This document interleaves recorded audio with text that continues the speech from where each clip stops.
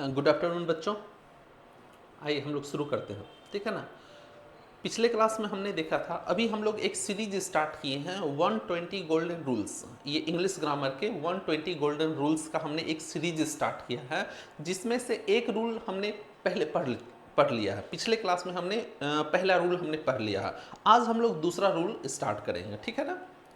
एक बात, इसको स्टार्ट करने से पहले एक बात हम आपसे कहना चाह रहे हैं कि जब आप इस वीडियो को देखना शुरू करेंगे तब आपको लगेगा कि अरे ये तो हमको पता है, इस चीज़ को तो हम जान ही रहे हैं। लेकिन मेरा विश्वास रखिए, आप इस वीडियो को आगे देखते जाइएगा। गारंटी के साथ कह रहे हैं कि इस वीडियो में बहुत सा ऐसा चीज़ है जो कि आपको नहीं पता है। गारंटी के साथ कह रहे हैं, जब आप इस वीडियो को पूरा देख लीजिएगा तब आपको लगेगा कि अरे ये तो हमको पता ही नहीं था, इस चीज़ को तो मैं जान ही नहीं रहा था। ठीक है, तो बस आपसे एक रिक्वेस्ट है कि आप इस वीडियो को देखिएगा और देखने के बाद जज कीजिएगा कि हाँ, इस चीज़ को आप जान रहे थे या नहीं जान रहे थे। उम्मीद है आप जान रहे होंगे, ठीक है ना। लेकिन फिर भी हम कह रहे हैं कि आपको बहुत सारी चीज़ें इसमें आपको ऐसी मिलेगी जो कि आपको नहीं पता होगा, ठीक है। अगर जान रहे हैं तब तो अच्छी बात है, और नहीं जान रहे हैं तो फिर सीखने को मिल जाएगी, ठीक है।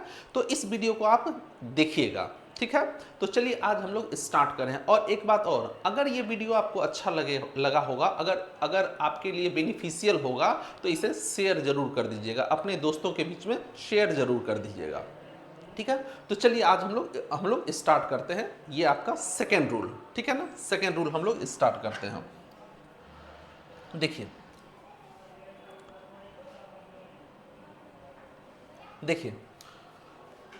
स्टार्ट करते हैं। सबसे पहले हम लोग एक चीज जानते हैं। देखिए आपको क्या होगा कि कहीं कहीं पर देखिए एक वर्ड आपको लिखा हुआ मिलता है, कहीं कहीं पर आपको देखे होंगे एक वर्ड लिखा हुआ मिलता है वन, ठीक है ना। वन, एकदम ध्यान से, एकदम बेसिक लेवल से आपको चल रहे हैं, एकदम बेसिक लेवल से, ताकि एग्जाम में एक भी क्वेश्चन छूटे नहीं आपसे। आपको इस तरह से बतलाएंगे ताकि इससे रिलेटेड अगर एग्जाम में एक भी क्वेश्चन आ गया तो वो छूटेगा नहीं। गारंटी के साथ कहते हैं वो आपसे नहीं छूटेगा, ठीक है। समझिएगा, देखिए एक वर्ड होता है वन, अगर इसका हिंदी मीनिंग कहा जाए तो इसका हिंदी मीनिंग आपका होता है एक। इसका हिंदी मीनिंग आपका होता है एक। और ये जो वन होता है ये आपका प्रोनाउन भी होता है और एडजेक्टिव भी होता है, यानी डिटरमिनर भी होता है। ये दोनों चीज का काम करता है, प्रोनाउन का भी काम करता है और एडजेक्टिव का भी काम करता है। अगर ये वन एडजेक्टिव का काम कर रहा है यानी डिटरमिनर का काम कर रहा है, सोचिएगा अगर ये डिटरमिनर है तो अगर कहीं पर वन लिखा हुआ रहेगा तो अब आप हमको ये बतला दीजिए कि वन के बाद हम लोग नाउन के रूप में क्या लिखेंगे। वन के बाद हम लोग बॉय लिखेंगे या वन के बाद हम लोग बॉयज लिखेंगे। तो कोई भी इंसान जिसको इंग्लिश की बेसिक भी जानकारी है वो खुलकर कहेगा, वो धड़ल्ले से कहेगा कि नहीं यहां पर बॉयज नहीं होगा, वन के बाद जब भी होगा तो क्या होगा, बॉय होगा। क्लियर है। उसके बाद अगर आपसे पूछ दिया जाए कि बतलाइए यहां पर हम लोग इज का यूज करेंगे या आर का यूज करेंगे, तो सिंपल सा कोई भी आदमी जिसको इंग्लिश की जानकारी नहीं भी है, एकदम सिंपल सी जानकारी है, वो भी कहेगा कि यहां पर आर का यूज नहीं होगा, यहां पर आपका क्या होगा, यहां पर आपका इज का यूज होगा, ठीक है। तो ध्यान दीजिएगा, अगर कहीं भी वन लिखा होता है तो वन के बाद जो भी नाउन आता है वो नाउन आपका सिंगुलर होता है, और उसके बाद जो भर्ब आता है वो भर्ब भी आपका सिंगुलर होता है। इस बात का ध्यान रखिएगा कि अगर कहीं भी वन लिखा हुआ रहे, ध्यान दीजिएगा, अगर कहीं भी आपका वन लिखा हुआ है तो वन के बाद जो भी नाउन आएगा वो नाउन आपका सिंगुलर होगा।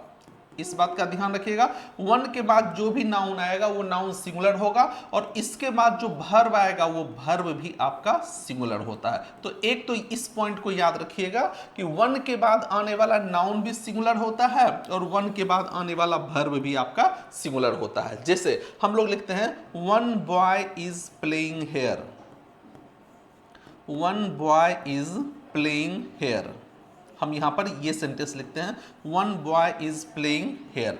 तो देखिए वन के बाद ये जो नाउन आया है ये नाउन भी सिंगुलर है और उसके बाद आने वाला भर्ब भी आपका सिंगुलर है।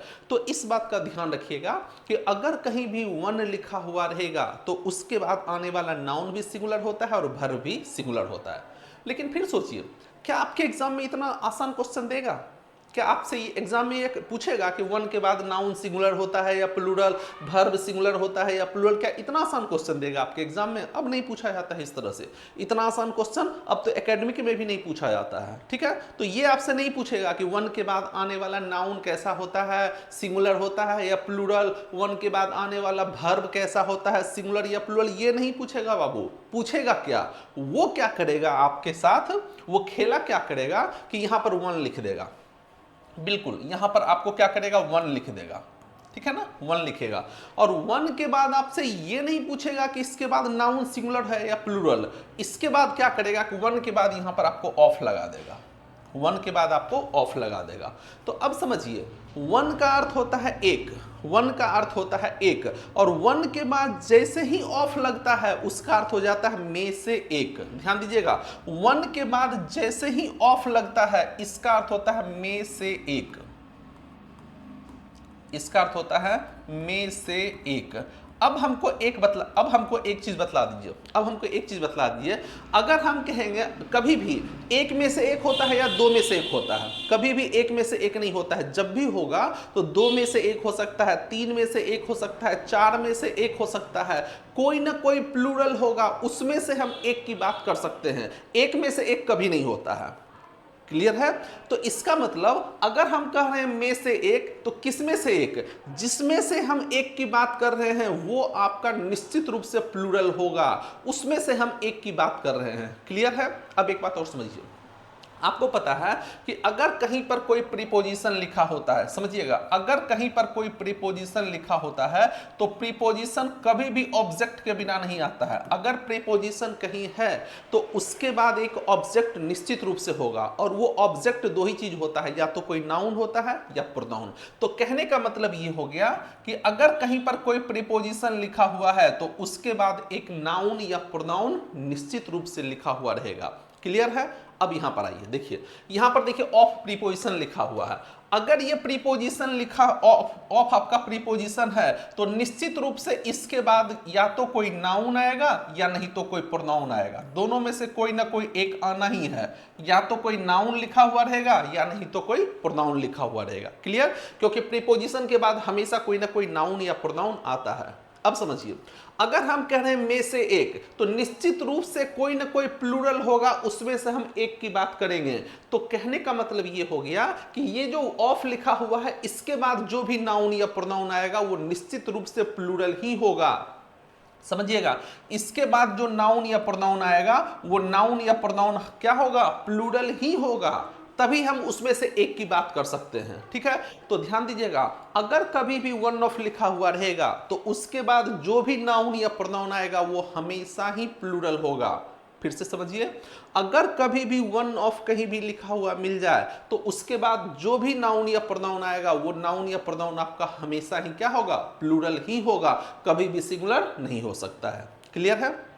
अब एक बात और समझिएगा, देखिए ये प्रीपोजिशन है, प्रीपोजिशन के बाद हमेशा कोई ना कोई ऑब्जेक्ट आता है। इसका मतलब ये हो गया कि ये प्रीपोजिशन है और इसके बाद ये जो नाउन या प्रोनाउन आया है, ये नाउन या प्रोनाउन आपका क्या हो गया? ऑब्जेक्ट हो गया। अब सोचिए, ये आपका ऑब्जेक्ट हो गया। अगर ये ऑब्जेक्ट है और इसके बाद अगर हमको वर्ब लिखना पड़े, अगर इसके बाद हमको वर्ब लिखना पड़े, तो बताइए क्या इस ऑब्जेक्ट के अनुसार कभी भी वर्ब का यूज कभी होगा क्या?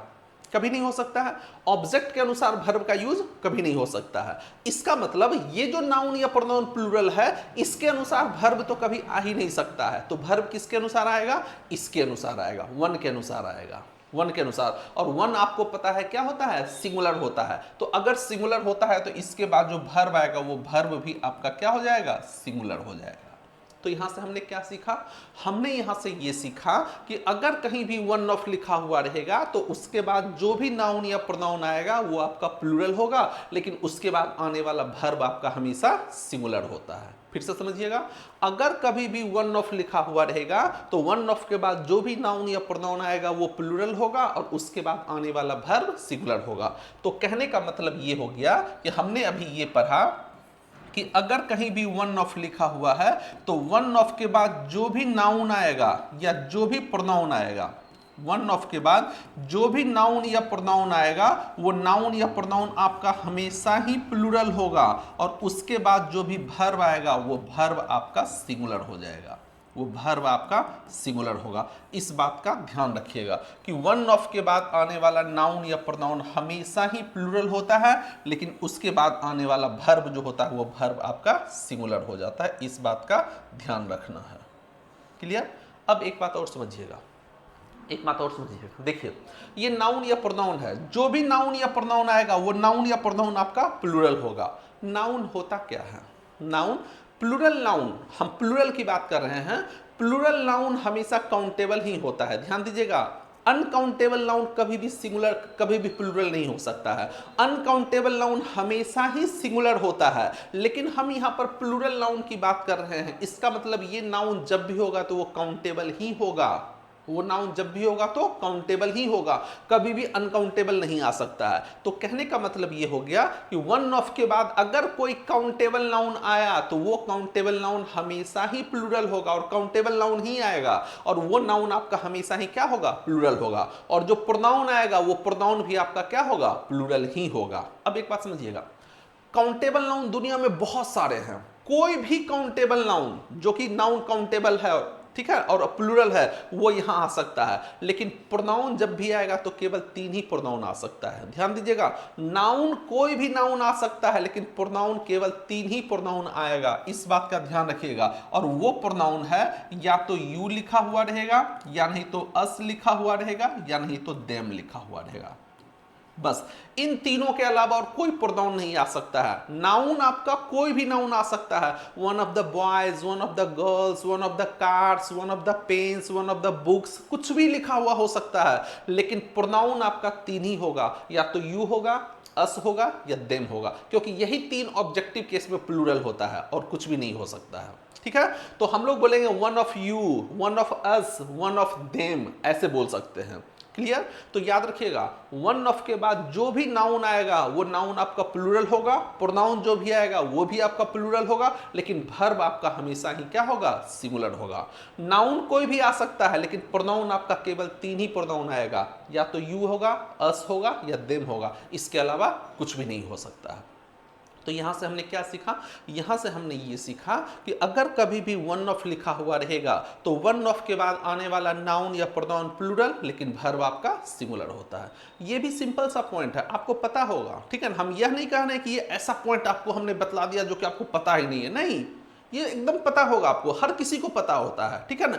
लेकिन बहुत सारी बातें हैं जो अब आपको बतलाने वाले हैं जो कि आपको नहीं पता है। बस अब थोड़ा सा पेशेंस रखिए। ठीक है, तो हमने अभी क्या पढ़ा?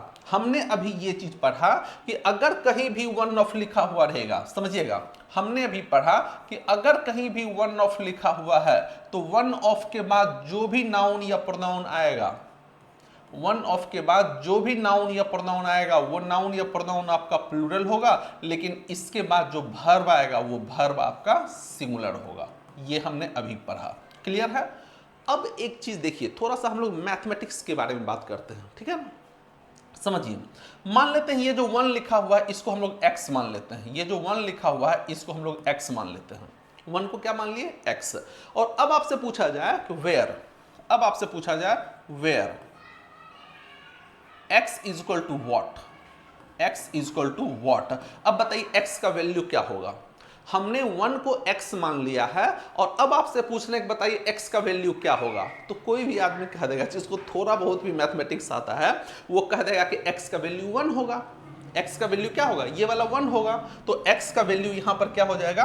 x का वैल्यू यहां पर 1 हो जाएगा। ये जो x लिखा हुआ है x का वैल्यू यहां क्या होगा? 1 होगा, क्योंकि 1 को ही हमने x माना था। अब समझिएगा, x का वैल्यू केवल 1 ही नहीं होगा, x का वैल्यू और भी कुछ होगा। वो क्या होगा? आप चाहें तो 1 लिख दीजिए, आप चाहें तो यहां पर ईच लिख दीजिए, कोई फर्क नहीं पड़ता। आप चाहें तो यहां पर आइदर लिख दीजिए, कोई फर्क नहीं पड़ता है। आप चाहे तो यहां पर नाइदर लिख दीजिए, कोई फर्क नहीं पड़ता है। ठीक है ना? आप चाहे तो यहां पर एनीवन लिख दीजिए, कोई फर्क नहीं पड़ता है। ठीक है ना? कुछ भी लिख दीजिए, एनीवन लिख दीजिए, कुछ भी लिख दीजिए, कोई फर्क नहीं पड़ता है। इस बात का ध्यान रखिएगा। ठीक है, तो एक बात ध्यान दीजिएगा, एक बात ध्यान दीजिएगा, अभी जो हमने आपसे कहा था कि अगर 1 के बाद ऑफ लिखा हुआ रहेगा और तब जो भी नाउन या प्रोनाउन होगा वो प्लूरल और वर्ब आपका सिंगुलर होगा, ये पूरी सच्चाई नहीं है, ये आधी सच्चाई है। पूरी सच्चाई क्या है कि वन के स्थान पर अगर ये सब भी लिखा हुआ रहेगा, each, either, neither, any, anyone, कुछ भी लिखा हुआ रहे, each, either, neither, any, anyone, कुछ भी अगर लिखा हुआ है और इसके बाद अगर ऑफ लगा हुआ रहेगा, समझिएगा, इन सब के बाद अगर ऑफ किसी इसमें से किसी के बाद भी अगर ऑफ लगा हुआ है, तब जो भी नाउन या प्रोनाउन आएगा वो नाउन या प्रोनाउन आपका प्लूरल होगा और उसके बाद आने वाला वर्ब आपका सिंगुलर हो जाएगा। तो ये बात दिमाग से निकाल दीजिए कि केवल वन लिखा हुआ रहेगा तभी उसके बाद आने वाला नाउन या प्रोनाउन प्लूरल होगा और वर्ब आपका सिंगुलर होगा। ऐसा नहीं होता है, ऐसा नहीं होता है। ये सब कुछ भी लिखा हुआ रहेगा, each, either, neither, any, anyone, ये सब कुछ भी लिखा हुआ रहेगा और इसके बाद अगर ऑफ लिखा हुआ रहेगा तब जो भी नाउन या प्रोनाउन आएगा वो प्लूरल होगा और वर्ब जो होगा वो आपका क्या होगा, सिंगुलर होगा। ठीक है ना, ये भी आपको पता होगा, हम जान हैं ये भी आपको पता होगा, बस थोड़ा सा पेशेंस रखिए। ठीक है, तो क्या सीखा हमने यहाँ से? हमने यहाँ से ये सीखा कि अगर वन के बाद ऑफ लिखा हुआ रहेगा तब जो भी नाउन या प्रोनाउन होगा वो प्लूरल और वर्ब आपका सिंगुलर, और वन के स्थान पर आप चाहें तो each, either, neither, any, anyone कुछ भी लिख सकते हैं। अगर इन सब के बाद ऑफ लगा हुआ रहेगा तब जो भी नाउन या प्रोनाउन आएगा वो प्लूरल होगा और वर्ब जो होगा वो वर्ब आपका सिंगुलर हो जाएगा। क्लियर? अब एक चीज देखिए, यहां पर ये दो सेंटेंस लिखा हुआ है, हमको ये बतला दीजिए इसमें कहां पर गलती है। सिर्फ ये जो दो सेंटेंस लिखा हुआ है आप सिर्फ हमको ये बतला दीजिए कि इस दोनों को देखिए, एक बार ध्यान से देखिए और देखकर बताइए कि इसमें कहां पर गलती है। इस दोनों सेंटेंस को देखिए और देखकर बताइए कहां पर गलती है। एकदम सिंपल सा है, ये कोई रॉकेट साइंस नहीं है। ठीक है ना, एकदम सिंपल सा सेंटेंस है और बताइए कहां पर गलती है। इस दोनों सेंटेंस को देख लिए होंगे, उम्मीद है कि आपने देख लिया होगा। तो देखिए यहां पर देखिए ईच लिखा हुआ है, ईच के बाद ऑफ लिखा हुआ है। अभी हमने पढ़ा कि one of, each of, either of, neither of, अगर वन के ईच के बाद ऑफ लिखा हुआ है तो जो भी नाउन या प्रोनाउन आएगा वो नाउन या प्रोनाउन प्लूरल आएगा, जो कि प्लूरल लिखा हुआ है, बिल्कुल सही है। लेकिन उसके बाद आने वाला वर्ब आपका सिंगुलर होता है, ये वाला वर्ब लिखा हुआ है। अब सोचने वाली बात है, क्या ये वर्ब सिंगुलर है? तो याद रखिएगा, अगर वर्ब में एस या एस लगा होता है तभी सिंगुलर होता है, अगर एस या एस नहीं लगा हुआ है तो वो वर्ब आपका प्लूरल होता है। ये वर्ब आपका यहाँ पर प्लूरल है, तो ये वांट जो लिखा हुआ है ये वांट आपका क्या हो गया, गलत हो गया। इस वांट की जगह पर आप कर दीजिए वांट्स कर दीजिए, इस वांट की जगह पर वांट्स कर दीजिए, सेंटेंस आपका क्या हो गया, सही हो गया। अब ये दूसरा सेंटेंस देखिए और देखकर बतलाइए ये सही है या गलत है। Every of the boys has done this work, बताइए सेंटेंस सही है या गलत है।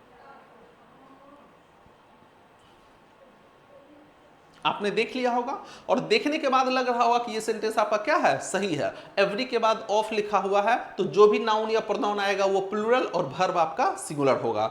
ये आपको देखने में बिल्कुल सही लग रहा होगा क्योंकि ये देखिए ये नाउन या प्रोनाउन आपका प्लूरल है और उसके बाद आने वाला वर्ब जो है ये वर्ब आपका यहाँ पर क्या है, सिंगुलर है। तो ये तो नियम है ही, लेकिन एक बात बताइए, क्या हमने आपको कभी भी इसके पहले कभी भी बतलाया कि एवरी के बाद ऑफ लिखा हुआ रहे? ध्यान दीजिएगा, क्या हमने यहां पर देखिए कहीं पर एवरी लिखा है?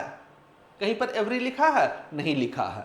तो एवरी के बाद, इसका मतलब एवरी के बाद ऑफ का यूज नहीं होता है। ध्यान दीजिएगा, एवरी दो वर्ड होता है, समझिएगा, दो वर्ड होता है। एक वर्ड आपका होता है एवरी, ध्यान दीजिएगा, एक वर्ड आपका होता है एवरी और एक वर्ड होता है आपका नो। दो वर्ड होता है एवरी और नो। ये दोनों वर्ड जो होता है ये दोनों आपका हमेशा ही डिटर्मिनर होता है। कहने का मतलब ये दोनों हमेशा ही एडजेक्टिव होता है, ये दोनों कभी भी नाउन के बिना नहीं आता है। ध्यान दीजिएगा, इन दोनों के बाद हमेशा एक नाउन का यूज होना ही होना है। ध्यान दीजिएगा, इन दोनों के बाद हमेशा ही एक नाउन का यूज होगा। ये दोनों कभी भी नाउन के बिना नहीं आता है क्योंकि ये दोनों प्रोनाउन है ही नहीं। अगर इन दोनों के बाद कभी भी ऑफ लिखा हुआ रहे तो समझ जाइए कि वो क्या है, गलत है। कहने का मतलब अगर कहीं भी एवरी लिखा हुआ है, अगर कहीं भी एवरी लिखा हुआ है या अगर कहीं भी नो लिखा हुआ है और अगर इसके बाद ऑफ लिखा हुआ रहे तो समझ जाइए कि ये आपका क्या है, गलत है। इन दोनों के बाद कभी भी ऑफ का यूज हो ही नहीं सकता है, क्योंकि ये दोनों आपका प्रोनाउन, ऑफ का यूज हो गया मतलब प्रोनाउन बन गया, ऑफ का यूज हो गया मतलब ये प्रोनाउन बन गया, और ये दोनों प्रोनाउन होता ही नहीं है, ये दोनों हमेशा ही क्या होता है, डिटर्मिनर होता है, एडजेक्टिव होता है। इन दोनों के बाद हमेशा ही एक नाउन का यूज होता है। बताइए एवरी के बाद यहां पर नाउन लिखा हुआ है, नहीं लिखा हुआ, यहीं पर गलती है, यहीं पर आपका क्या है, रॉन्ग हो गया। ठीक है, तो इसको सही करने का तरीका क्या है, इसको सही करने का तरीका है, अब सोचिए, देखिए ये आपका एडजेक्टिव होता है, एवरी आपका एडजेक्टिव होता है, नो भी एडजेक्टिव होता है। आप चाहें तो इस दोनों को आप प्रोनाउन भी बना सकते हैं। अगर ये दोनों प्रोनाउन बन गया तब उसके बाद ऑफ का यूज हो सकता है। जब तक ये दोनों एडजेक्टिव है तब तक इसके बाद ऑफ का यूज कभी नहीं हो सकता है। ठीक है, इसको हम लोग चाहें तो प्रोनाउन भी बना सकते हैं। और कैसे प्रोनाउन बनाएंगे, तो इन दोनों को प्रोनाउन बनाने का तरीका है कि ये जो एवरी लिखा हुआ है, आप चाहें तो एवरी के स्थान पर आप एवरीवन लिख दीजिए। ये जो एवरी लिखा हुआ है, एवरी के स्थान पर एवरीवन लिख दीजिए, और ये जो नो लिखा हुआ है, नो के स्थान पर आप चाहें तो नन लिख दीजिए, नो के स्थान पर नन लिख दीजिए। ध्यान दीजिएगा, ये दोनों आपका हमेशा ही प्रोनाउन होता है और ये दोनों आपका हमेशा ही एडजेक्टिव होता है। इन दोनों के बाद कभी भी नाउन का यूज नहीं होता है। इन दोनों के बाद हमेशा क्या आता है, ऑफ का यूज होगा। इन दोनों के बाद हमेशा ही ऑफ का यूज होगा, लेकिन इन दोनों के बाद कभी भी ऑफ का यूज नहीं होता है। इस बात का ध्यान रखिएगा। क्यों? क्योंकि ये दोनों आपका हमेशा ही क्या होता है, डिटर्मिनर होता है, एडजेक्टिव होता है। ये दोनों कभी भी नाउन के बिना नहीं आ सकता है। तो यहां पर ये जो एवरी लिखा हुआ है, इस एवरी को यहां से हटाइए, एवरी के स्थान पर आप क्या लिख दीजिए, एवरीवन लिख दीजिए। एवरी के स्थान पर आप एवरीवन लिख दीजिए। सेंटेंस आपका क्या हो गया, सही हो गया। तो कहने का मतलब ये हो गया कि यहां पर ये सब जो लिखा हुआ है, इसमें 2 वर्ड और जोड़ दीजिए। यहां पर आप 2 वर्ड और जोड़ दीजिए। एक वर्ड आपका हो गया एवरीवन, और एक वर्ड हो गया आपका एवरीवन, और एक वर्ड आपका हो गया नन। ये 2 वर्ड और जोड़ दीजिए। तो कहने का मतलब ये हो गया कि अगर ये सब कहीं भी लिखा हुआ रहे और इसके बाद ऑफ लिखा हुआ रहेगा, तो जो भी नाउन या प्रोनाउन आएगा वो प्लूरल होगा और वर्ब आपका सिंगुलर होगा। नाउन कोई भी आ सकता है, लेकिन प्रोनाउन केवल 3 ही प्रोनाउन आएगा। प्रोनाउन आपका केवल 3 ही प्रोनाउन आएगा, या तो यू लिखा हुआ रहेगा, या तो अस लिखा हुआ रहेगा, या देम लिखा हुआ रहेगा। चौथा कोई भी प्रोनाउन नहीं आ सकता, लेकिन नाउन आपका कोई भी आ सकता है। तो यहां से हमने क्या सीखा, हमने सीखा कि वन ऑफ के बाद आने वाला नाउन या प्रोनाउन प्लूरल, जबकि वर्ब सिंगुलर होता है, और वन के स्थान पर आप चाहें तो each, either, neither, any, anyone, everyone, none कुछ भी लिख सकते हैं, लेकिन कभी भी एवरी और नो आप नहीं लिख सकते हैं। एवरी और नो के बाद कभी भी ऑफ का यूज नहीं किया जाता है। इस बात का ध्यान रखिएगा। क्लियर है? यही देखिए लिखा हुआ है, समझिएगा, यही लिखा हुआ है। एवरी और नो के बाद कभी भी ऑफ का प्रयोग नहीं किया जाता है, क्योंकि यह दोनों डिटर्मिनर होते हैं। उनके बाद हमेशा ही एक नाउन का प्रयोग किया जाता है। प्रोनाउन के रूप में उनके स्थान पर क्रमशः एवरीवन और नन का यूज होता है। ठीक है ना, ये आपको लिख दिए हैं, ये ध्यान दीजिएगा। ठीक है, तो अभी जो हम लोग पढ़े उस पर कुछ क्वेश्चन को हम लोग प्रैक्टिस करते हैं। अभी खत्म नहीं हुआ है पॉइंट, ये मत समझिएगा खत्म हो गया, अभी खत्म नहीं हुआ है। ये सब तो आपको पता ही होगा, ये सब चीज आपको पता होगा पहले से, अभी पॉइंट खत्म नहीं हुआ है। ठीक है, लेकिन पहले 1-2 क्वेश्चन हम लोग देख लेते हैं जो एग्जाम का पूछा हुआ है, उसको देखते हैं। देखिए इस क्वेश्चन को देखिए, एकदम देखिए, एकदम सिंपल सा क्वेश्चन है, एकदम आसान क्वेश्चन है, और देखकर बताइए तो कहां गलती है। देखिए, He asked whether either of the brothers were at home. उसने पूछा क्या दोनों भाई में से कोई घर पर था। तो देखिए ही आस्क्ड लिखा हुआ, यहां तक कोई गलती नहीं है, वेदर कंजंक्शन है। उसके बाद देखिए आइदर ऑफ लिखा हुआ है, आइदर ऑफ, तो आइदर ऑफ के बाद आने वाला नाउन या प्रोनाउन देखिए ये आपका प्लूरल हो गया, ये बिल्कुल सही है। लेकिन उसके बाद आने वाला वर्ब कैसा होना चाहिए, सिंगुलर, लेकिन वर्ब देखिए यहां पर प्लूरल लिखा हुआ है, तो वर्ब के स्थान पर यहां पर क्या कर दीजिए, वॉच कर दीजिए, सेंटेंस आपका सही हो गया। क्लियर? एक क्वेश्चन और देखिए, इसको देखिए, ये 2 बार एग्जाम में पूछा हुआ है ये क्वेश्चन। आप क्वेश्चन बैंक उलट के देखिएगा तो आपको मिलेगा, ये 2 बार एग्जाम में पूछा हुआ क्वेश्चन है। जल्दी से इसको देखिए और देखकर बताइए कहां गलती है। जल्दी से देखिए, एक बार आप सोच लीजिए कि कहां पर गलती है, उसके बाद आप बताइएगा कहां पर गलती है। तो देखिए अभी हमने क्या कहा कि वन ऑफ के बाद आने वाला नाउन या प्रोनाउन प्लूरल लेकिन वर्ब सिंगुलर। फिर से सोचिए, हमने क्या कहा कि वन ऑफ के बाद आने वाला नाउन या प्रोनाउन प्लूरल होता है। ध्यान दीजिएगा, सिंगुलर प्लूरल दो ही चीज होता है, या तो नाउन प्रोनाउन होगा या वर्ब होगा, तीसरा कुछ भी नहीं होगा। तो वन ऑफ के बाद जो भी नाउन या प्रोनाउन आएगा वो प्लूरल होगा, ठीक है ना। एडजेक्टिव प्लूरल नहीं होगा, वर्ब प्लूरल नहीं होगा, ठीक है ना, एडवर्ब प्लूरल नहीं होगा, नाउन प्रोनाउन प्लूरल होगा। तो अब हमको ये खोजना है कि वन ऑफ के बाद नाउन या प्रोनाउन कहाँ है। तो ध्यान दीजिएगा, ये जो मोस्ट लिखा हुआ है, ये जो मोस्ट लिखा हुआ है, ये मोस्ट आपका यहाँ पर एडवर्ब है। वाइडली लिखा हुआ है, वाइडली स्प्रेड लिखा हुआ है, ये वाला वाइडली, ये वाला आपका एडवर्ब है। ये जो लिखा हुआ है ये आपका एडजेक्टिव है। और नाउन कहाँ है, ये वाला नाउन है, बैड हैबिट, ये वाला जो लिखा हुआ है ये नाउन है। और आप पढ़े हैं कि नाउन को क्वालिफाई एडजेक्टिव करता है, एडजेक्टिव को क्वालिफाई एडवर्ब करता है, और एडवर्ब को क्वालिफाई एडवर्ब करता है। तो हमने क्या पढ़ा कि वन ऑफ के बाद आने वाला नाउन या प्रोनाउन प्लूरल होता है। तो नाउन कहाँ पर है, बैड हैबिट है, तो ये इसको प्लूरल बना दीजिए। तो बैड हैबिट को आप क्या कर दीजिए, बैड हैबिट्स कर दीजिए, सेंटेंस आपका सही हो गया। 2 बार एग्जाम में पूछा है, तो बैड हैबिट के स्थान पर बैड हैबिट्स कर दीजिए, सेंटेंस आपका सही हो गया। क्लियर। ये क्वेश्चन आपके बैंक में पूछा हुआ है, ये बैंक का क्वेश्चन है, ठीक है ना। कोई भी आदमी इसका आंसर बतला दीजिए। आप सोचिए कि क्या होगा इसका आंसर, और हमको सोचकर बतलाइए कि इसका आंसर क्या होगा, जल्दी से। वीडियो को पॉज कीजिए और सोचिए कि क्या आंसर होगा। जो आप सोचेंगे वो गलत ही सोचेंगे, गारंटी के साथ कहते हैं। आप इसका आंसर जो भी सोचेंगे वो आप गलत ही सोचेंगे। जल्दी से बतलाइए। हमको एक चीज बतला दीजिए, अगर कहीं पर पोस्टमैन लिखा हुआ है, अगर कहीं पर पोस्टमैन लिखा होता है तो ये पोस्टमैन आपका सिंगुलर होता है, और इसका अगर हमको प्लूरल बनाना होगा तो पोस्टमैन का प्लूरल क्या होता है, पोस्टमैन होता है, यही होता है। अगर कहीं पर मिल्कमैन लिखा होगा, मिल्कमैन, तो मिल्कमैन आपका सिंगुलर होता है, और इसका प्लूरल हमको बनाना होगा तो मिल्कमैन हो जाता है। MAN को MEN में हम लोग चेंज करते हैं। अगर कहीं पर आपको ये लिखा हुआ रहेगा हेडमैन, हेडमैन का मतलब क्या होता है, हेडमैन का अर्थ होता है मुखिया।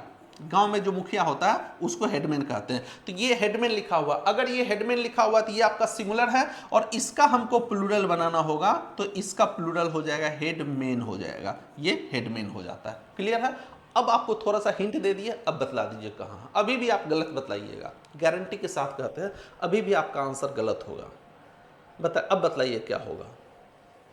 देखिए क्वेश्चन कह रहा है the pretty women, pretty women का मतलब होता है जो सुंदर महिला, प्रेटी का मतलब सुंदर, ब्यूटीफुल, कॉमली, एलिगेंट।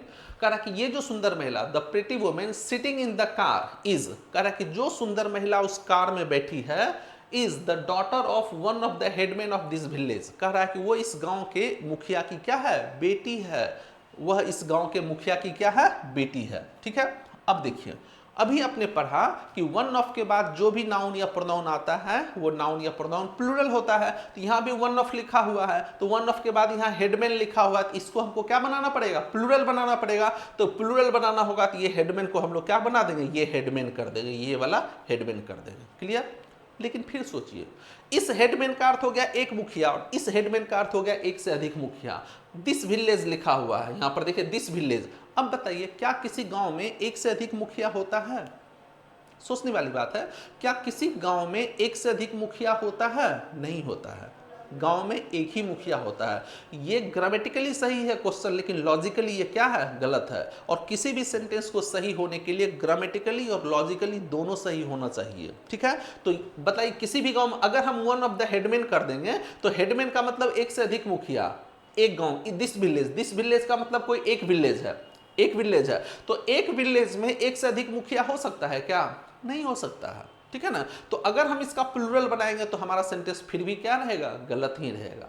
तब हम लोग क्या करते हैं कि हमको प्लूरल बनाने की जरूरत क्यों पड़ी, क्योंकि यहाँ पर क्या लिखा हुआ है, वन ऑफ। तो हम लोग यहाँ से वन ऑफ को ही क्या करते हैं, हटा देते हैं। इस वन ऑफ को ही यहाँ से हम हटा देते हैं। ना वन ऑफ रहेगा ना हमको प्लूरल बनाने की जरूरत होगी। तो अब सेंटेंस को पढ़ के देखिए। कह रहा है कि the pretty women sitting in the car is the daughter of the headman of this village. कह रहा है कि जो सुंदर महिला इस कार में बैठी हुई है वह इस गांव के मुखिया की क्या है, बेटी है। सेंटेंस सही हो गया। ये बैंक में पूछा हुआ क्वेश्चन है। ठीक है,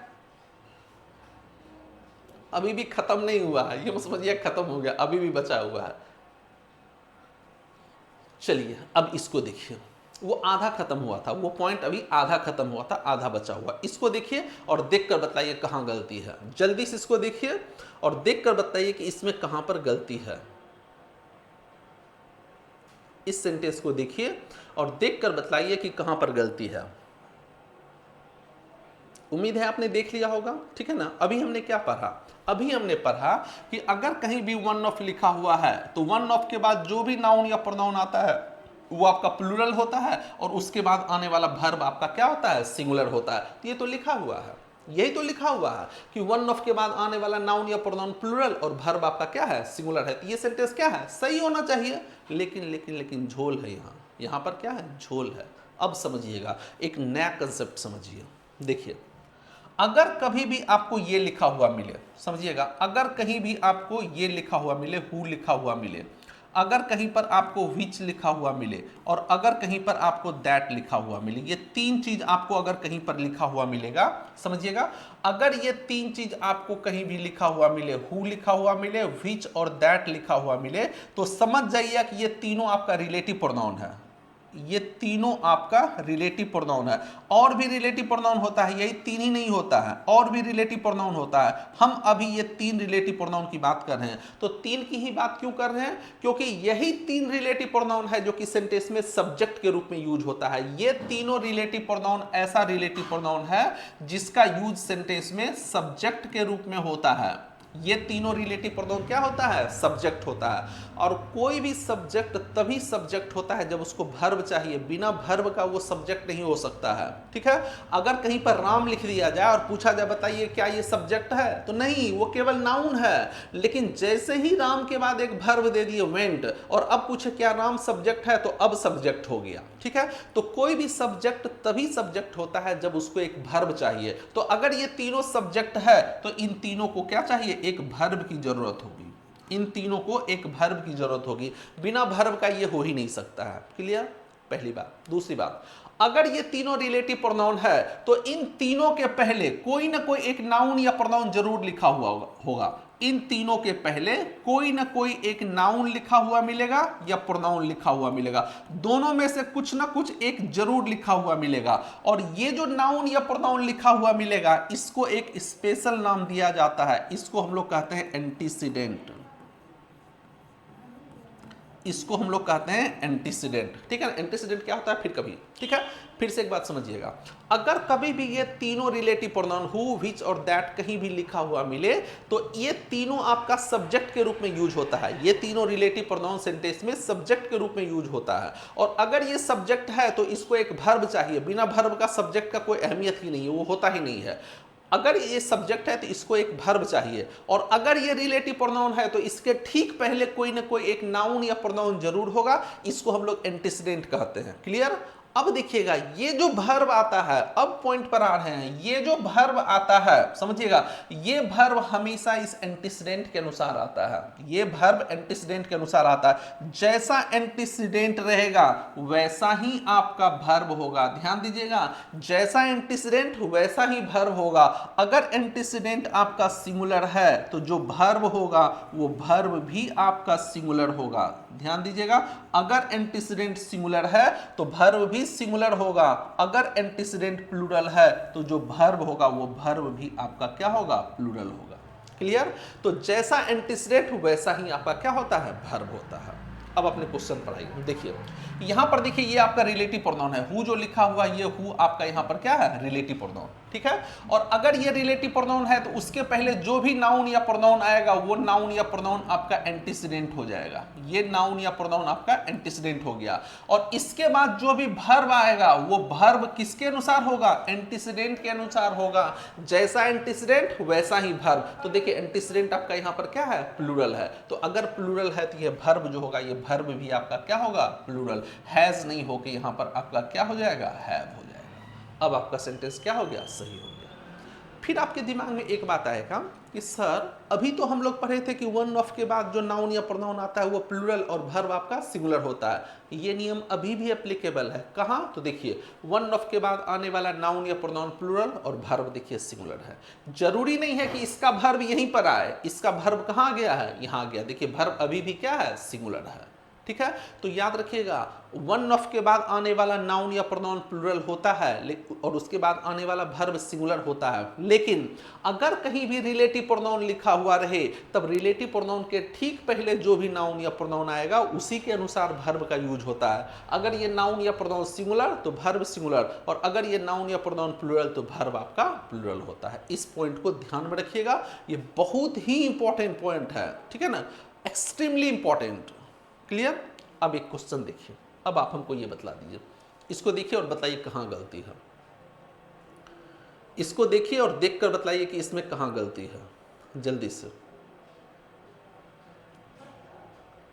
तो देखिए अभी हमने पढ़ा, ये देखिए ये आपका हु आपका रिलेटिव प्रोनाउन है। ये जो हु लिखा हुआ है ये हु आपका रिलेटिव प्रोनाउन है। ठीक है, और हमने क्या पढ़ा कि रिलेटिव प्रोनाउन के पहले जो भी नाउन या प्रोनाउन आता है वो एंटीसीडेंट होता है। तो इसके पहले आई लिखा हुआ था, ये आई आपका यहां पर क्या हो गया? ये एंटीसीडेंट हो गया। और इसके बाद जो भी वर्ब आएगा वो वर्ब किसके अनुसार होगा? एंटीसीडेंट के अनुसार होता है। अब बताइए आई के अनुसार इज का यूज होता है क्या? क्या आई के अनुसार इज का यूज होता है या आई के अनुसार एम का यूज होता है? आई के साथ क्या लगता है? आई के साथ इज आता है या आई के साथ एम आता है? तो आई के साथ इज नहीं आता है, आई के साथ एम आता है। तो यहां पर ये जो इज लिखा हुआ इज को यहां से हटाइए और इज के स्थान पर यहां क्या कर दीजिए? एम कर दीजिए। I who am your teacher should be respected. अब सेंटेंस हमारा क्या हो गया? सही हो गया। क्लियर है? इसको देखिए तो देखकर बतलाइए जल्दी से कहां गलती है।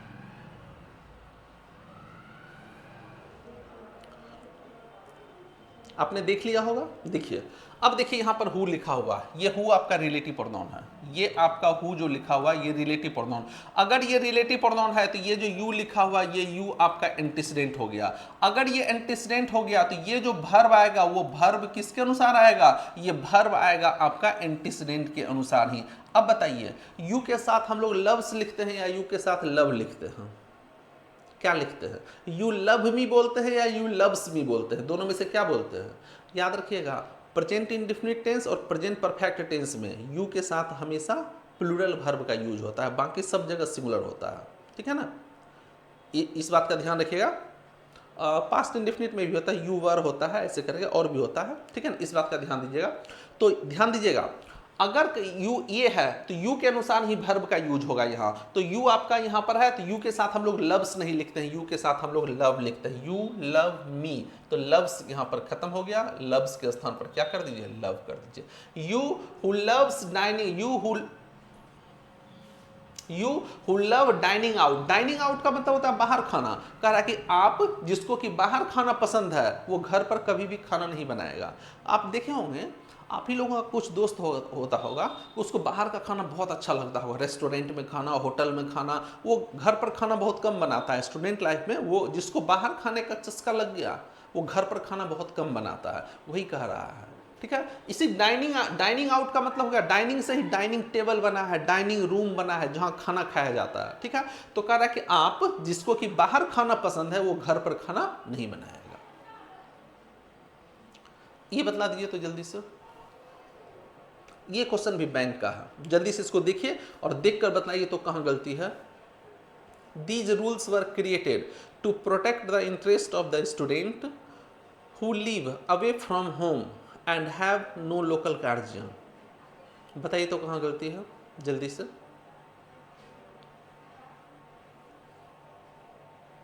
कह रहा है कि ये जो नियम है ये नियम बनाए गए हैं। ठीक है, दीज रूल्स वर क्रिएटेड, ये नियम बनाए गए थे किसके लिए? To protect the interest of the students, to protect the interest of the student, students की हितों की रक्षा के लिए। ठीक है ना, जो अपने घरों से क्या रहते हैं? दूर रहते हैं और जिनका कोई लोकल गार्जियन नहीं है, ये लिखा हुआ है। बताइए तो।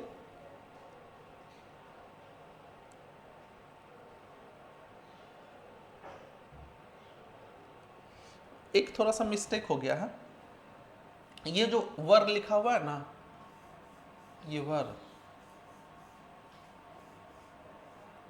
ये जो वर लिखा हुआ है, वर के स्थान पर यहां पर आप कर दीजिए आर कर दीजिए, ठीक है ना, ज्यादा फर्क नहीं पड़ता, लेकिन अभी आप वो पढ़े नहीं है इसीलिए। These rules are created to protect the interest, interest मतलब होता है हित, कर कि ये नियम बनाए गए हैं किस चीज के लिए, to protect the interest of the student, वैसे स्टूडेंट के हित की रक्षा करने के लिए, who live away from home, जो अपने घरों से दूर रहते हैं, and have no local guardian, और जिनका अपना कोई लोकल गार्जियन नहीं है। ये क्वेश्चन है, जल्दी से बताइए कहां गलती है। तो ध्यान दीजिए, देखिए यहां पर देखिए ये हु लिखा हुआ, ये हु आपका रिलेटिव प्रोनाउन है, ये हु आपका रिलेटिव प्रोनाउन है। अगर ये रिलेटिव प्रोनाउन है तो ये जो द स्टूडेंट लिखा हुआ है, ये द स्टूडेंट आपका यहां पर क्या हो गया, एंटीसीडेंट हो गया, ये एंटीसीडेंट हो गया।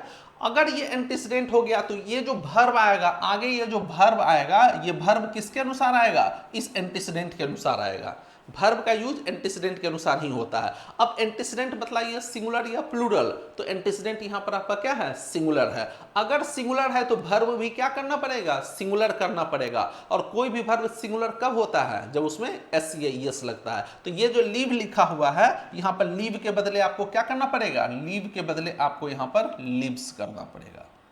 लेकिन फिर सोचिए अगर हम इसको सिंगुलर बना देंगे तब उसी के लिए तो यहां पर हैव का भी यूज हुआ है, इस हैव को भी क्या करना पड़ेगा, हैज में चेंज करना पड़ेगा, इस हैव को भी हैज में चेंज करना पड़ेगा।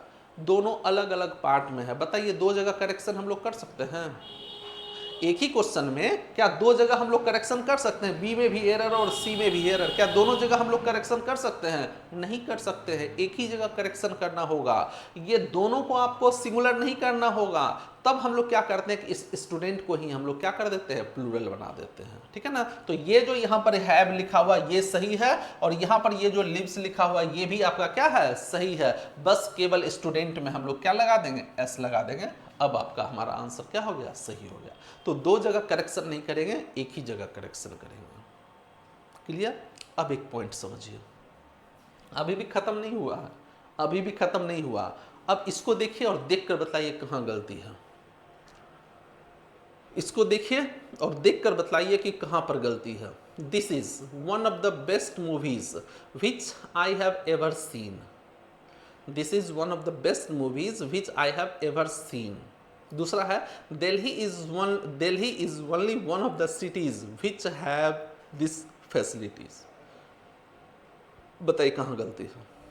अब देखिए कह रहा है, अब देखिए यहां पर लिखा हुआ वन ऑफ, ये वन ऑफ लिखा हुआ, तो वन ऑफ के बाद जो भी नाउन या प्रोनाउन आएगा वो नाउन या प्रोनाउन आपका क्या होगा, प्लूरल हो गया। अब एंटीसीडेंट, ये देखिए ये रिलेटिव प्रोनाउन है, ये आपका रिलेटिव प्रोनाउन है। अब आपके दिमाग में एक बात आ सकती है कि अगर रिलेटिव प्रोनाउन है तो इसके लिए वर्ब कहां है, रिलेटिव प्रोनाउन है तो उसके लिए वर्ब कहां है। तो समझिए आपको क्या बतलाया, रिलेटिव प्रोनाउन सब्जेक्ट का भी काम करता है और ऑब्जेक्ट का भी काम करता है। अगर रिलेटिव प्रोनाउन सब्जेक्ट का काम करता हो तभी उसके लिए वर्ब देंगे, लेकिन अगर वो ऑब्जेक्ट का काम करता है तब उसके लिए वर्ब नहीं देंगे। तो विच जो होता है, हु आपका हमेशा ही सब्जेक्ट होता है, लेकिन विच जो होता है वो सब्जेक्ट भी होता है, ऑब्जेक्ट भी होता है। यहां पर जो विच लिखा हुआ है इस सीन वर्ब का ऑब्जेक्ट है, ये जो सीन वर्ब लिखा हुआ इस वर्ब का ये क्या है, ऑब्जेक्ट है। तो इसको हमको वर्ब की जरूरत है ही नहीं, ठीक है। तो ये विच आपका यहां पर क्या है, सही लिखा हुआ है, इसको वर्ब की जरूरत नहीं है। तो गलती कहां है, तो गलती कहां है। तो एक बात समझिएगा, आप पढ़े होंगे positive degree, comparative degree, superlative degree. जैसे कि आप क्या पढ़े हैं, ऐसे करके पढ़े होंगे, ये वाला इस तरह से। अगर कहीं पर ये लिखा हुआ गुड तो ये आपका पॉजिटिव डिग्री है, इसका कंपैरेटिव डिग्री आपका बेटर हो जाएगा, और इसका सुपरलेटिव डिग्री आपका क्या हो जाएगा, बेस्ट हो जाएगा। तो ये वाला जो गुड लिखा हुआ है, ये गुड आपका पॉजिटिव डिग्री है, ये आपका पॉजिटिव डिग्री है, बेटर आपका कंपैरेटिव डिग्री है, और बेस्ट जो है ये आपका सुपरलेटिव डिग्री है। क्लियर। तो यहां भी देखिए ये सुपरलेटिव डिग्री लिखा हुआ, द बेस्ट आपका क्या है, सुपरलेटिव डिग्री लिखा हुआ है। अब एक बात समझिएगा, अगर कभी भी सुपरलेटिव डिग्री लिखा हुआ रहेगा, रिलेटिव प्रोनाउन के पहले यानी एंटीसीडेंट के रूप में, अगर कभी भी सुपरलेटिव डिग्री लिखा हुआ रहेगा, तब सुपरलेटिव डिग्री के साथ रिलेटिव प्रोनाउन के रूप में सिर्फ एक ही प्रोनाउन आता है, और वो प्रोनाउन होता है दैट। वो प्रोनाउन आपका दैट होता है। तो ये विच नहीं होगा, विच के स्थान पर यहाँ क्या होगा, दैट होगा। बाकी सब का सब सही था।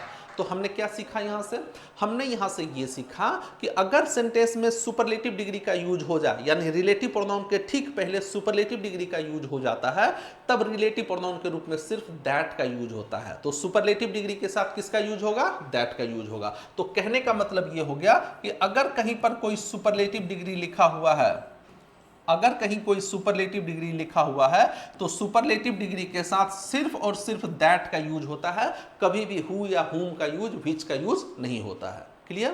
पहला वाला। दूसरा वाला देखिए, दूसरा वाला देखिए और देखकर बतलाइए। Delhi is only one of the cities which have this facility. बताइए।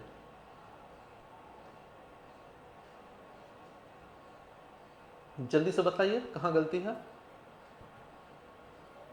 अब समझिए, एक चीज समझिए, देखिए अभी हमने क्या पढ़ा था, अभी जस्ट हमने पढ़ा कि अगर कहीं पर हु, विच और दैट लिखा हुआ है, अगर कहीं पर हु लिखा हुआ है, विच लिखा हुआ है और दैट लिखा हुआ है, अगर ये तीनों रिलेटिव प्रोनाउन लिखा हुआ है, अगर ये तीनों रिलेटिव प्रोनाउन लिखा हुआ है, तो इसके ठीक पहले जो भी नाउन या प्रोनाउन आएगा उस नाउन या प्रोनाउन को हम लोग एंटीसीडेंट कहते हैं, और इसके बाद जो भी वर्ब आता है वो वर्ब आपका किसके अनुसार हो जाता है, एंटीसीडेंट के अनुसार होता है। यही चीज हम लोग पढ़े हैं, हम लोग यही चीज पढ़े हैं। तो यहां पर देखिए ये विच आपका रिलेटिव प्रोनाउन है, सिटीज एंटीसीडेंट है, एंटीसीडेंट प्लूरल है, तो वर्ब आपका प्लूरल हो गया है। ठीक है, लेकिन अब एक बात और समझिएगा, यहां पर एक लोचा है। ठीक है, अगर कभी भी कोई रिलेटिव प्रोनाउन है और रिलेटिव प्रोनाउन के पहले गलती से भी ओनली लिखा हुआ मिल जाए, समझिएगा, अगर रिलेटिव प्रोनाउन के पहले गलती से भी ओनली लिखा हुआ आपको मिल जाए, तो ओनली के ठीक बाद, समझिएगा, ओनली के ठीक बाद जो भी नाउन आएगा उसी नाउन के अनुसार वर्ब का यूज होने लगता है। ध्यान दीजिएगा, ओनली के ठीक बाद जो भी नाउन या प्रोनाउन आएगा उसी नाउन या प्रोनाउन के अनुसार वर्ब का यूज होने लगता है। तब उस केस में इसके अनुसार वर्ब का यूज नहीं होता है। फिर से समझिएगा, एंटीसीडेंट के अनुसार वर्ब का यूज कब होगा, जब ओनली लिखा हुआ नहीं रहेगा। लेकिन अगर रिलेटिव प्रोनाउन के पहले ओनली लिखा हुआ रहे तो ओनली के ठीक बाद जो भी नाउन या प्रोनाउन आएगा उसी के अनुसार वर्ब का यूज होता है, तब एंटीसीडेंट के अनुसार वर्ब का यूज नहीं होता है। देखिए यहां ओनली लिखा हुआ है, ओनली, और ओनली के ठीक बाद क्या लिखा हुआ है, वन लिखा हुआ है, और वन आपका सिंगुलर या प्लूरल, वन आपका सिंगुलर होता है। तो वन लिखा हुआ, तो वन के साथ ये जो वर्ब आएगा ये वर्ब भी क्या होगा, सिंगुलर होगा। तो यहां पर हैव नहीं होगी, यहां पर आपका क्या हो जाएगा, हैज। ये जो हैव लिखा हुआ है, हैव को हटाइए और हैव के स्थान पर क्या कर दीजिए, हैज कर दीजिए। अब आपका सेंटेंस सही हो गया। बहुत लोचा है, नहीं है, बहुत लोचा है, इसीलिए कहे थे कि पूरा देखिए तब आपको पता चलेगा कि क्या है। ठीक है, फिर से एक बात समझिएगा, अगर relative pronoun who, which, that है तो उसके पहले जो भी नाउन या प्रोनाउन आएगा उसके अनुसार वर्ब का यूज होगा, ये बिल्कुल सही है। लेकिन अगर इसके पहले ओनली का यूज हो जाए तो ओनली के ठीक बाद जो भी नाउन या प्रोनाउन आएगा उसी के अनुसार वर्ब का यूज होने लगेगा। तो ओनली के बाद देखिए, ओनली के बाद देखिए हाँ वन लिखा हुआ है, तो वन के अनुसार यहाँ पर क्या होगा, हैज होगा। ठीक है, अभी भी ये सेंटेंस सही नहीं है, अभी भी इसमें गलती है। क्या गलती है, अब समझिएगा। अभी हमने क्या पढ़ा कि अगर कहीं पर सुपरलेटिव डिग्री लिखा हुआ रहेगा तो सुपरलेटिव डिग्री के साथ हमेशा किसका यूज होता है, दैट का यूज होता है। सुपरलेटिव डिग्री के साथ हमेशा, अगर कहीं पर सुपरलेटिव डिग्री लिखा हुआ है तो सुपरलेटिव डिग्री के साथ हमेशा किसका यूज होता है, दैट का यूज होता है। एक बात और ध्यान दीजिएगा, अगर कभी भी ओनली लिखा हुआ रहेगा, अगर कभी भी ओनली लिखा हुआ रहेगा तो ओनली के साथ भी दैट का ही यूज होता है। ठीक है, तो क्या सीखा हमने कि सुपरलेटिव डिग्री और ओनली अगर कहीं लिखा हुआ है तो इन दोनों के साथ हमेशा क्या आएगा, दैट ही आता है। लेकिन यहां देखिए विच लिखा हुआ, तो इस विच को हटाइए और विच के स्थान पर यहां क्या कर दीजिए, दैट कर दीजिए, विच के स्थान पर दैट कर दीजिए। अब आपका सेंटेंस क्या हो गया, सही हो गया। क्लियर? तो हमने क्या सीखा, हमने ये सीखा, देखिए ये हमने सीखा, क्या सीखा कि यदि रिलेटिव प्रोनाउन के पहले ओनली का प्रयोग हुआ हो तो ओनली के ठीक बाद आने वाले नाउन या प्रोनाउन के अनुसार ही वर्ब का प्रयोग होता है, पहला। दूसरा, सुपरलेटिव डिग्री एवं ओनली के साथ रिलेटिव प्रोनाउन के रूप में सिर्फ दैट का प्रयोग किया जाता है, ये हमने सीखा। क्लियर? इसको बतला दीजिए कहां गलती है, जल्दी से इसको देखिए और देखकर बताइए कहां गलती है।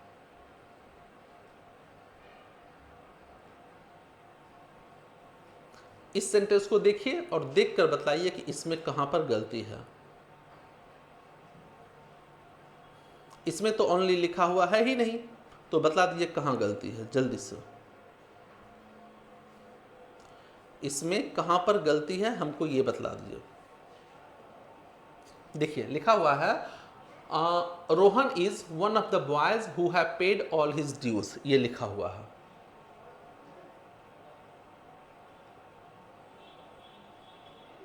अब समझिएगा, अब समझिए, हमको सिर्फ आप ये बतला दीजिए कि ये जो ड्यू पे करने का काम किया है किसने किया है, रोहन ने किया है या इन लड़कों ने किया है। सिर्फ ये पहले आप सिर्फ ये सोचिए कि ये जो ड्यू को पे करने का काम किया है किसने किया है, रोहन ने किया है या इन लड़कों ने किया है। ठीक है, तो एक बात समझिएगा, अगर कभी भी वन ऑफ द बॉयज लिखा हुआ रहेगा, समझिएगा, अगर कभी भी वन ऑफ द बॉयज लिखा हुआ रहेगा तो वन ऑफ द बॉयज का अर्थ क्या हो गया, तो वन ऑफ द बॉयज का अर्थ हुआ कि बहुत से लड़कों में कोई एक लड़का, बहुत से लड़कों में कोई एक लड़का। तो ध्यान दीजिएगा, यहां भी देखिए ये बॉय, ये हु लिखा हुआ है। ठीक है, अब देखिए हु हैव पेड, अब ये जो हैव पेड आया है ये वर्ब किसके लिए आया है, तो बॉयज के लिए। बहुत से लड़के जिन्होंने अपना, बहुत से लड़के जिन्होंने अपना ड्यूज पे कर दिया है उसमें से एक लड़का कौन है, रोहन है। तो ड्यू पे करने का काम बहुत से लड़कों ने किया है और उस बहुत से लड़कों में एक लड़का कौन है, रोहन है। तो ड्यू पे करने का काम बहुत से लड़कों ने किया है, केवल एक ने नहीं किया है। बहुत से लड़के जिन्होंने अपना ड्यू पे कर दिया है उसमें से एक लड़का कौन है, रोहन है। तो ये जो वर्ब आ रहा है ये वर्ब किसके लिए आया है, बॉयज के लिए आया है। अगर बॉयज के लिए हैव आया है तो जो पॉजिटिव केस आएगा वो पॉजिटिव केस भी किसके लिए आएगा, बॉयज के लिए ही आएगा। तो यहां पर क्या होगा, देयर हो जाएगा। यही गलती थी। बहुत से लड़के जिन्होंने अपना ड्यू पे कर दिया है, अपना ड्यू मतलब किनका ड्यू, इन लड़कों का ड्यू। बहुत से लड़के जिन्होंने अपना ड्यू पे कर दिया है उसमें से एक लड़का कौन है, रोहन है। ठीक है, तो ये था एक लास्ट क्वेश्चन, इसको देखिए।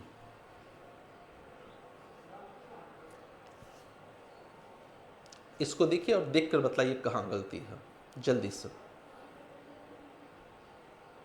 Rahul is one of those Gandhians who think he is always right.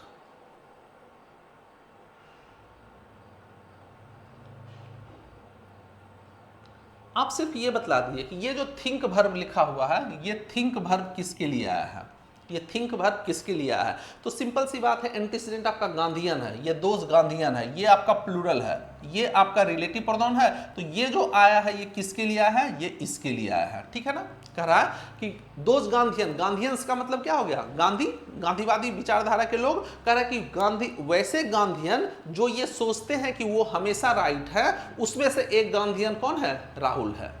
वैसे गांधीयन, दोज गांधीयंस का मतलब वैसे गांधीयन, वैसे गांधीयन जो ये सोचते हैं कि वो हमेशा राइट हैं, उसमें से एक गांधीयन कौन है, राहुल है। तो ये सोचने का काम कौन कर रहे हैं, ये गांधीयन सोचने का काम कर रहे हैं। और क्या सोच रहे हैं, वो सोच रहे हैं कि वो हमेशा क्या है, राइट है। तो राइट कौन है, यही गांधीयन। यही सोचते हैं कि हम क्या है, हमेशा ही सही हैं। तो ये जो ही आया है ये ही एक्चुअली में किसके लिए है, गांधीयन के लिए। और गांधीयन आपका प्लूरल है, प्लूरल के लिए ही कभी नहीं आता है, प्लूरल के लिए हमेशा क्या आता है, दे आता है। और दे के साथ इज का प्रयोग नहीं होता है, दे के साथ हमेशा किसका यूज होता है, आर का यूज होता है। तो ये जो ही इज लिखा हुआ है, ही इज को हटाइए और ही इज के स्थान पर आपको क्या करना पड़ेगा, दे आर करना पड़ेगा। अब आपका सेंटेंस क्या हो गया, सही हो गया। कंसेप्चुअल है बाबू, इसीलिए कहे थे कि कुछ चीज है जो कि आपको नहीं पता होगा। अब आप जब वीडियो देख लिए है तब आपको समझ में आ रहा होगा कि हाँ कुछ चीज ऐसा था जो कि आप नहीं जानते थे। ठीक है, ये क्वेश्चन पूछा हुआ है एग्जाम का, ये एग्जाम्पल जो करा रहे हैं सब एग्जाम का पूछा हुआ है। ठीक है, तो ध्यान दीजिएगा, ये हमने क्या पढ़ा आज हमने क्या पढ़ा, तो समझिए। आज हमने दो तीन चीजें ही पढ़ी है। क्या हमने पढ़ा, सबसे पहले हमने ये पढ़ा कि अगर कहीं भी वन ऑफ लिखा हुआ है, अगर कहीं पर वन ऑफ लिखा हुआ है तो इसके बाद जो भी नाउन या प्रोनाउन आएगा वो नाउन या प्रोनाउन आपका प्लूरल होगा, और उसके बाद जो वर्ब आएगा वो वर्ब आपका सिंगुलर होगा। ये हमने पढ़ा। और एक चीज हमने और पढ़ा कि वन के स्थान पर आप चाहें तो ईच का प्रयोग कर सकते हैं, आइदर का प्रयोग कर सकते हैं, नाइदर का प्रयोग कर सकते हैं, एनी का प्रयोग कर सकते हैं, किसी का भी यूज कर सकते हैं, लेकिन कभी भी आप एवरी का यूज नहीं कर सकते हैं और नो का यूज नहीं कर सकते हैं।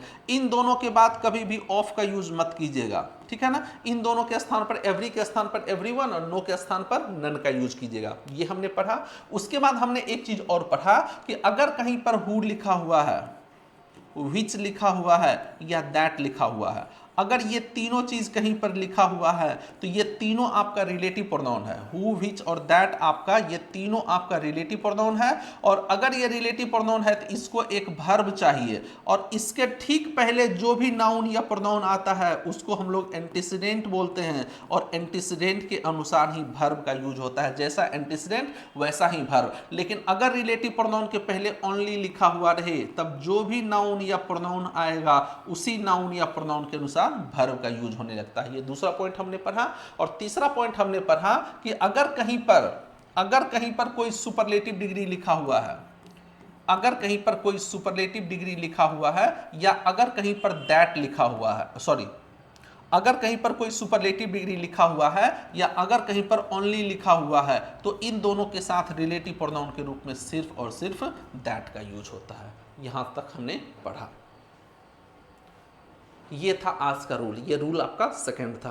गारंटी के साथ कहते हैं आप सिर्फ हमारे साथ जुड़े रहिए, इससे बेहतर कंसेप्ट आपको नहीं मिलेगा। आप देख लीजिए, जहां भी देखना है आप देख लीजिए, इससे बेहतर कंसेप्ट आपको नहीं मिलेगा। गारंटी के साथ कहते हैं, बिल्कुल कंसेप्चुअल वे में, एग्जामिनेशन पॉइंट ऑफ व्यू से, ठीक है।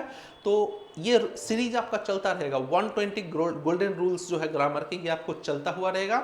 अगर आपको अच्छा लगा है तो दूसरों में शेयर कीजिए। अभी देखिए, अभी हम जस्ट यूट्यूब पर आए ही हैं, जस्ट अभी कुछ ही दिन आए हैं, हमारे पास सब्सक्राइबर नहीं है, ठीक है।